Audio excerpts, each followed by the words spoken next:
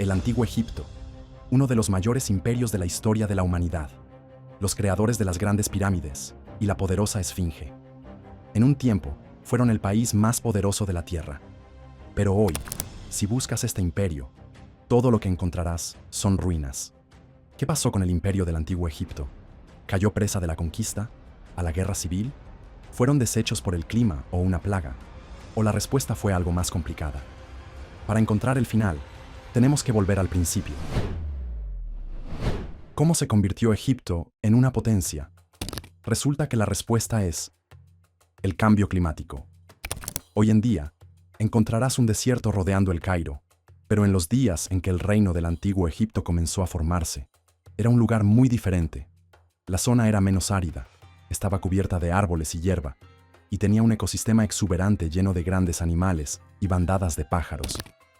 Esto hizo que la zona que hoy es Egipto se convirtiera en un refugio para tribus errantes, y hace unos 7500 años, en un próspero hogar de múltiples culturas. Domesticaban animales, desarrollaban herramientas y alfarería, y ponían en marcha sistemas de gobierno rudimentarios. Y si hay una regla en el mundo, es que es bueno ser el primero. Los primeros años de la región estuvieron dominados por los badarianos, que son la primera tribu conocida que se asentó allí. Pronto le siguieron los Nakada, que forjaron armas con obsidiana importada y construyeron la región desde unas pocas granjas pequeñas hasta una gran ciudad. Los Nakada controlaban el valle del Nilo y la mayor parte del comercio de la región pasaba por ellos. Rápidamente establecieron relaciones tanto con Nubia como con Mesopotamia, comerciaron con sus artesanías por toda la región e incluso desarrollaron el primer sistema rudimentario de símbolos escritos que acabaría evolucionando hasta convertirse en jeroglíficos. Y esta civilización estaba a punto de dar su primer gran salto hacia el imperio. ¿Cómo comienza una dinastía? Con un rey, por supuesto. Gran parte de la historia egipcia temprana es imprecisa, ya que poca gente la escribía, pero el famoso sacerdote y erudito egipcio Manto afirmó que la historia oficial comenzó con un rey llamado Menes. En aquella época, Egipto estaba dividido en dos reinos, y el rey los unificó poco a poco en uno solo. Sin embargo, muchos historiadores creen que Menes puede ser una amalgama de diferentes reyes o un mito diseñado para crear una figura unificadora. La transición hacia un Egipto unificado pudo haber ocurrido más lentamente, pero lo que se sabe es que hacia el 3150 a.C. comenzaba el periodo dinástico temprano, y pronto crecería más allá de sus sueños más salvajes. Los primeros reyes se asentaron en el Bajo Egipto, con capital en Menfis. Una combinación de mano de obra y un rico sector agrícola permitió a los reyes aumentar su riqueza rápidamente y la gastaron en lo único que tenía sentido, por supuesto, enormes tumbas para celebrar al hombre que lo hizo posible. Todos los reyes que se sucedieron construyeron elaboradas estructuras para sí mismos, y esta fue la época en la que el rey empezó a ser adorado como un dios. Aunque estas tumbas mastaba no eran iguales a las pirámides finales, es fácil ver la influencia de lo que se convertiría en el mayor logro arquitectónico de Egipto. Y después de solo 500 años, Egipto y el mundo parecía completamente diferente. Se cree que la era del antiguo reino comenzó alrededor del año 2686 a.C., y aquí es donde tomó forma el antiguo Egipto que la mayoría de la gente conoce. El reino estaba en auge, ya que su vasto sector agrícola podía sostener a una población más numerosa, y llegaban nuevos pobladores de toda África y Asia. Se estaba formando un sólido sistema de gobierno, con administradores que recaudaban impuestos y utilizaban el dinero para crear infraestructuras, incluidos sistemas de regadío, que hacían que los cultivos dieran más hortalizas. La vida era buena para la clase dirigente, aunque no tanto para los campesinos. Era habitual que la clase trabajadora fuera reclutada por los gobernantes para trabajar en cualquier proyecto de construcción que se considerara más importante en ese momento. Y aquí era donde el poder de los reyes alcanzaba su cúspide. Se llama Spectacle Creep, y lo vemos en las películas. La última entrega de la serie tuvo a los héroes luchando contra un T-Rex. Bueno, en esta entrega tienen que luchar contra 3 T-Rex Cyborg. En Egipto no había T-Rex Cyborg, pero cada rey sentía la presión de superar a su sucesor. Esto significaba tanto continuar la senda de crecimiento sin fin del imperio, como crear monumentos aún más impresionantes. En este periodo, Egipto creó los monumentos que aún se conservan, la Gran Pirámide de Giza y la Esfinge, que se elevan sobre las ciudades modernas y atraen a gentes de todo el mundo. Pero la primera grieta en la armadura del antiguo Egipto estaba a punto de surgir. Los reyes dedicaban muchos recursos a celebrarse a sí mismos, pero los vastos recursos del reino hacían que nadie se diera cuenta, hasta que los recursos dejaron de existir. Las extensas concesiones de tierras a los templos que celebraban a reyes anteriores empezaron a pasar factura a la economía del reino. Los reyes empezaron a enfrentarse a la oposición de los gobernadores locales y el país se descentralizó. Pero mientras la economía se mantuvo estable, el rey pudo aferrarse al poder. Pero los buenos tiempos no podían durar para siempre.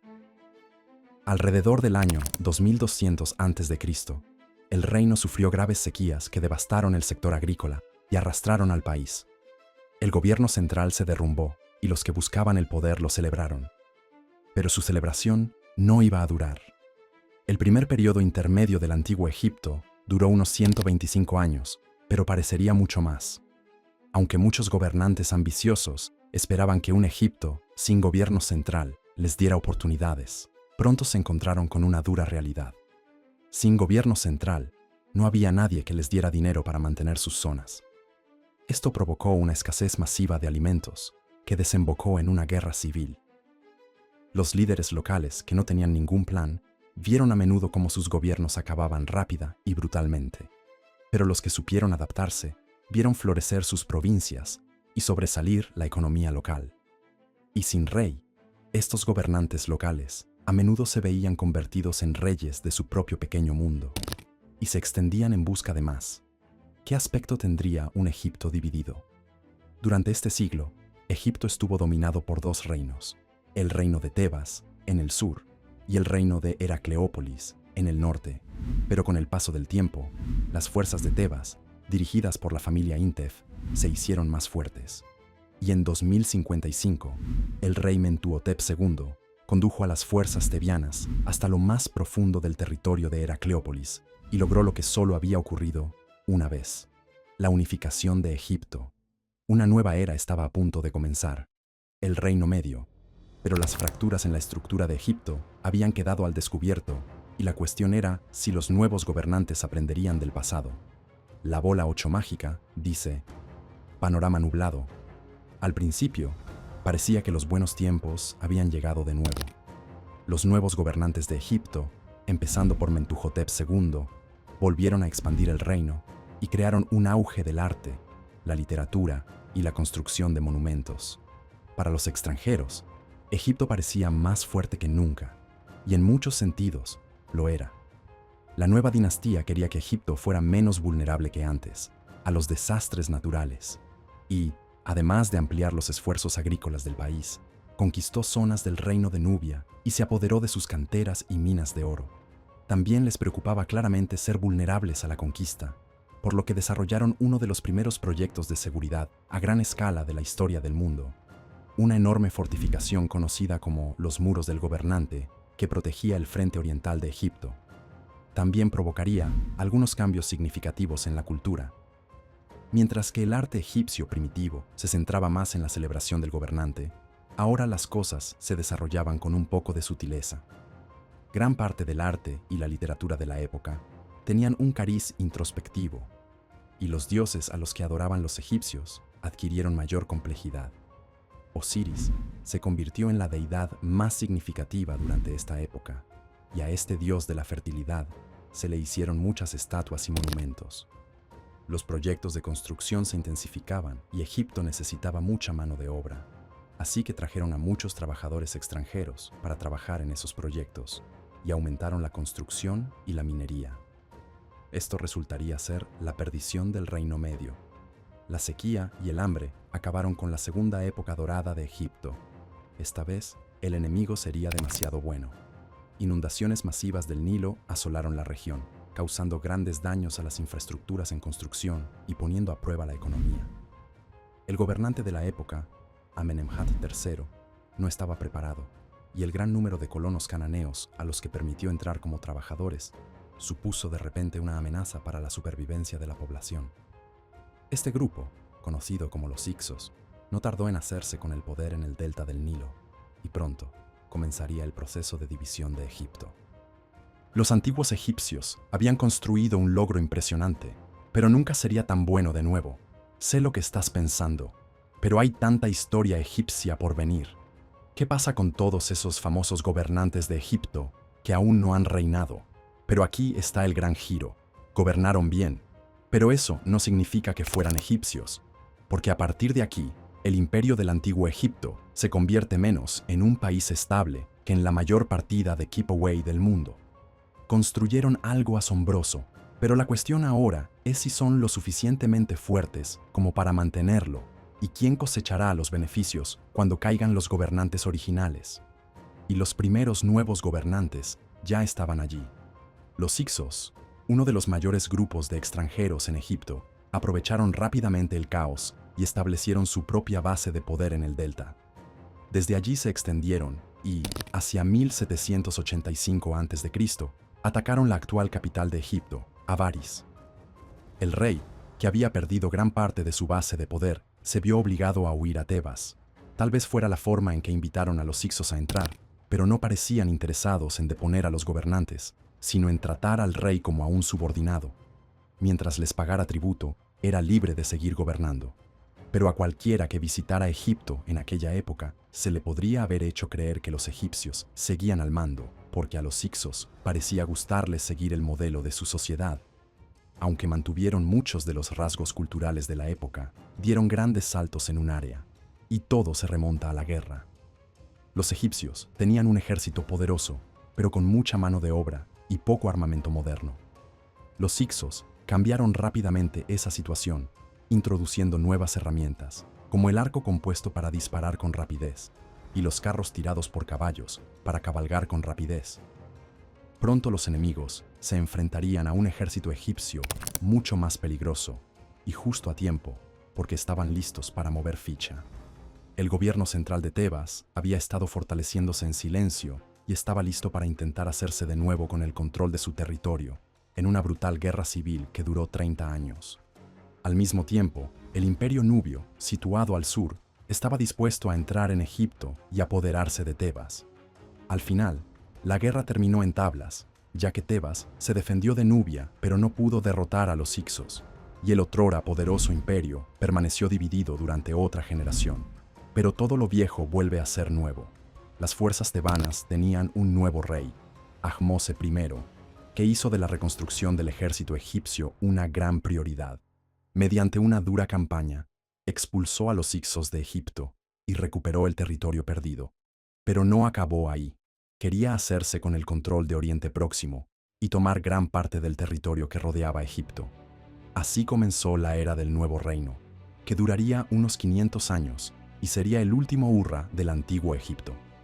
Este nuevo Egipto no solo construyó el mayor imperio que el país había visto jamás, sino que sus reyes adoptaron un nuevo título, Faraón.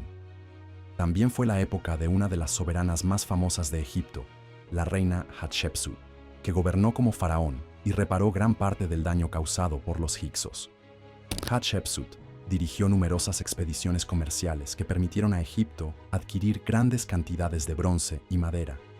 Con estos nuevos recursos, se construyeron enormes templos y pasó a la historia como una de las más grandes soberanas de Egipto. Con nuevos territorios y más recursos, parecía que el nuevo reino sería el principio de algo duradero para Egipto. Pero solo se necesita una manzana podrida para echar a perder todo el barril. ¿Por qué decayó finalmente el imperio nuevo? Es una cuestión complicada, pero el reinado del faraón Akenatón ciertamente no ayudó.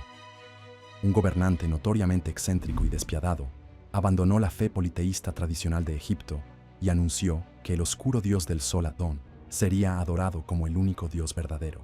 Se persiguió a los seguidores de los demás dioses. Se iniciaron proyectos masivos dedicados a ensalzar a Atón, e incluso ordenó el traslado de la capital a una nueva ubicación, a la que dio su nombre, por supuesto. Su legado solo duró lo que su vida, ya que su sucesor, el famoso rey niño Tutankamón, empezó rápidamente a deshacer muchos de sus edictos y restauró el sistema tradicional de culto. ¿Podía un país recuperarse del reinado de un rey loco? Podía cuando tenían uno grande a la vuelta de la esquina. Alrededor de 1279 a.C., Ramsés II subió al trono. Considerado por muchos el faraón del Éxodo bíblico, lo que se sabe es que este ambicioso gobernante fue responsable de un aumento masivo de estatuas y obeliscos, ya que puso a trabajar los ingentes recursos del país. También inició conquistas en las zonas vecinas, librando una larga batalla contra los hititas que desembocó en el primer tratado de paz de la historia. Para cualquiera que viviera en Egipto bajo Ramsés II, la vida era buena. No es de extrañar que le construyeran tantas estatuas, pero Egipto fue víctima de su éxito. Egipto era ahora el país más rico del mundo y estaba rodeado de gente que quería una parte. Los bereberes libios del oeste observaban con envidia desde su país, mucho más pobre. En el territorio egipcio de Canaán se enfrentaban al creciente imperio asirio en sus fronteras. En el mar Egeo, un grupo de piratas marítimos comenzó a atacar la frontera. Al principio, el ejército egipcio fue lo bastante fuerte como para rechazar a estos invasores, pero se avecinaba otro peligro. Dentro de la vasta infraestructura que había creado Ramsés II, los sumos sacerdotes tenían mucho poder, y a menudo lo utilizaban para enriquecerse, convirtiéndose esencialmente en gobernadores locales. Esto fue lo que aceleró el colapso del país durante una época anterior, y la historia se estaba repitiendo. Pero esta vez, las consecuencias serían más nefastas. 2 imperios en sus fronteras y una banda de piratas merodeando en sus aguas territoriales significaban que los egipcios estarían luchando indefinidamente en una guerra en múltiples frentes, y eso pasó factura. Egipto perdió gran parte de su territorio en Oriente Próximo, y hacia 1069 comenzó el tercer periodo intermedio. Fue entonces cuando el imperio egipcio empezó a desmoronarse, tanto por dentro como por fuera.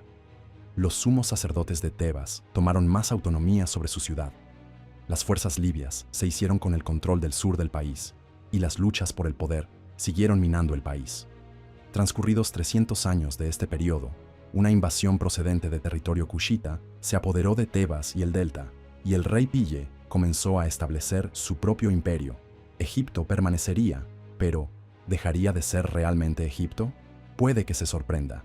El gobierno cushita de Egipto adoptó muchos de los atributos de los gobernantes originales, y muchos de los rasgos definitorios del imperio son en realidad de este periodo, a saber, las pirámides. Aunque la Gran Pirámide se construyó miles de años antes, fueron los cushitas quienes construyeron la mayoría de las pirámides de Egipto. Pero a pesar de esto, la influencia de Egipto en el mundo estaba disminuyendo enormemente. La mayoría de sus territorios habían sido reclamados por otros imperios, y sus aliados estaban siendo rápidamente conquistados por los asirios. Y no pasaría mucho tiempo antes de que los asirios pusieran sus ojos en Egipto, invadiéndolo a principios del 600 a.C. y expulsando a los cushitas. Pero no sería como otras conquistas.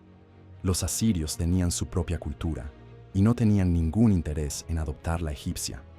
Enseguida saquearon los famosos templos de Tebas, tomaron el control del reino y lo entregaron a sus vasallos en lugar de administrarlo directamente. Esto los dejó expuestos a la traición, y solo unas décadas más tarde, el rey regional hizo un trato con mercenarios griegos y expulsó a los egipcios de Egipto. Los griegos ganaron influencia en Egipto, celebraron su victoria y, en 525, fueron invadidos por el poderoso imperio persa. Aunque el gobernante persa se autodenominó faraón de Egipto, ni siquiera basó allí su gobierno, sino que lo administró desde Irán y sofocó las rebeliones.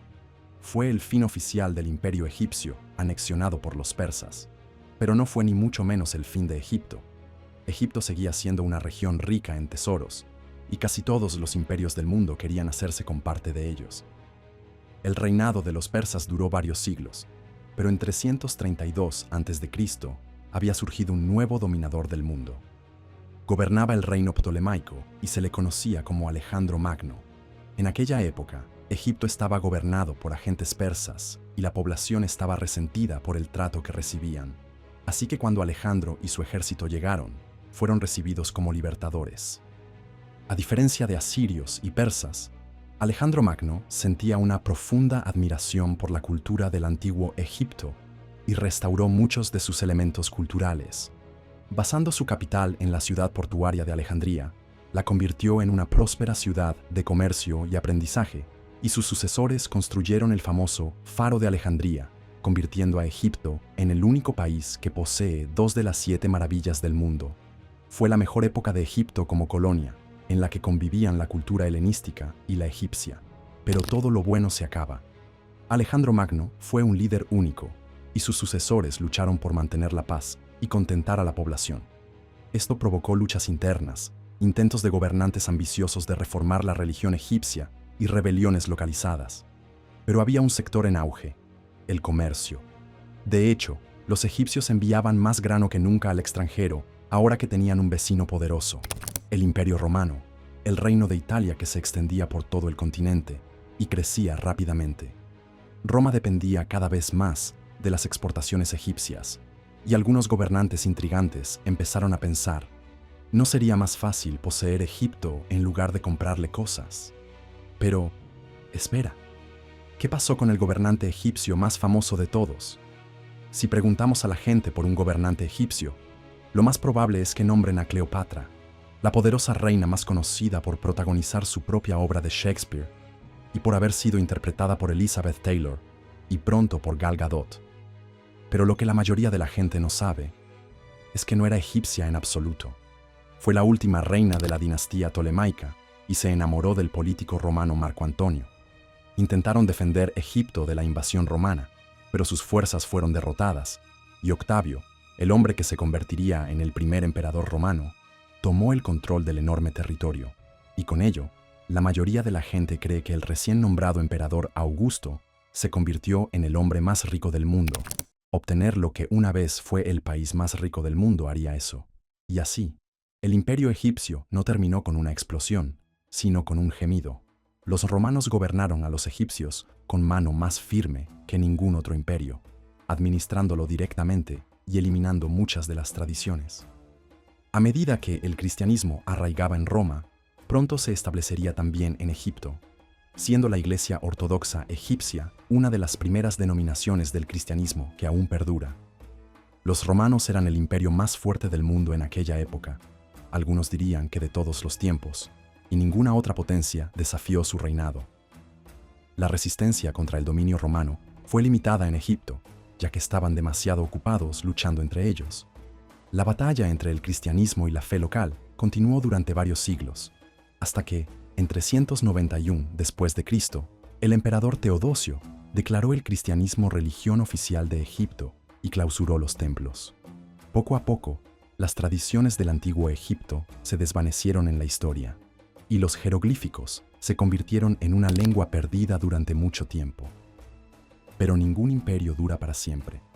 En el siglo IV después de Cristo, el Imperio Romano entró en decadencia y Egipto pasó a formar parte del Imperio de Oriente, con sede en Constantinopla.